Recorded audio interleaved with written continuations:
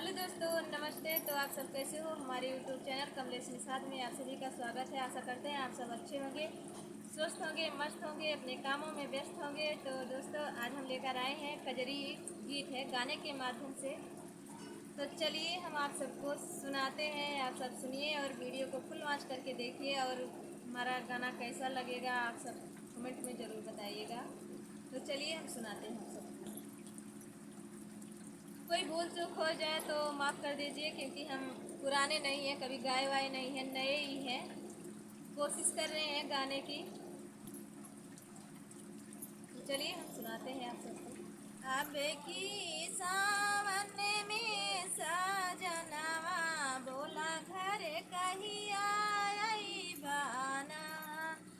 अब की सावन में सजनवा बोला घर कहिया आई बाना। हरियर भाई लखत खरिहनवा बोला घर कहिया आई बाना।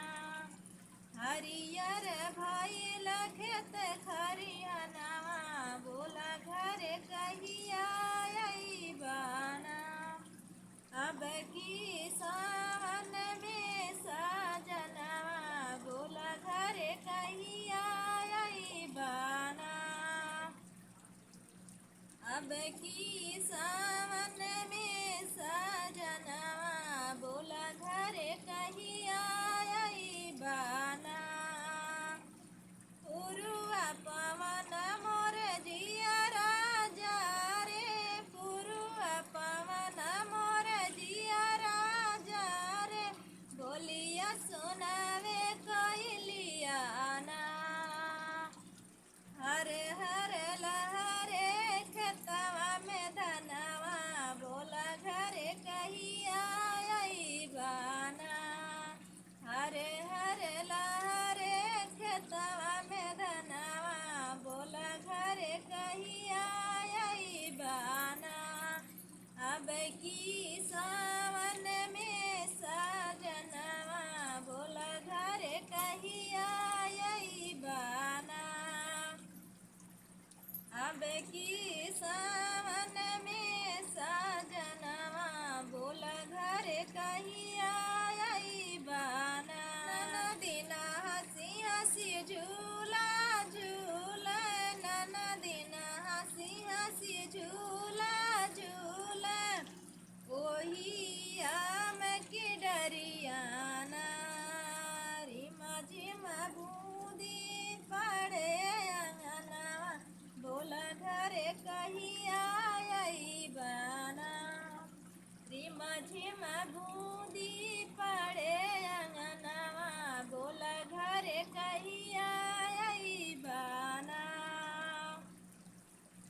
हमारे सजन भाई परदेसी, हमारे सजन भाई परदेसी, जाने कवन करनवाना। हमारे सजन भाई परदेसी, जाने कवन करनवाना। सोची सोची मोरा बाहे नयनवा बोला घर कहिया आई बाना।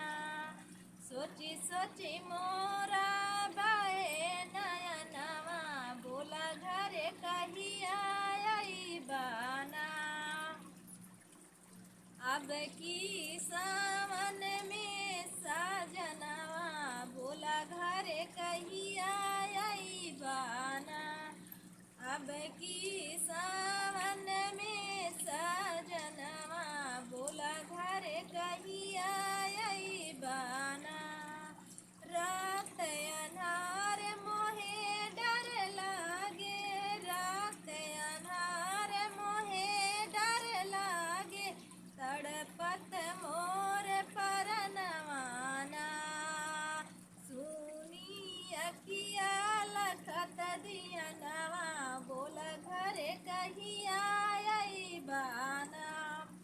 हरियर भाई लखत खरियनवा बोला घर कहिया आई बाना। अब की सावन में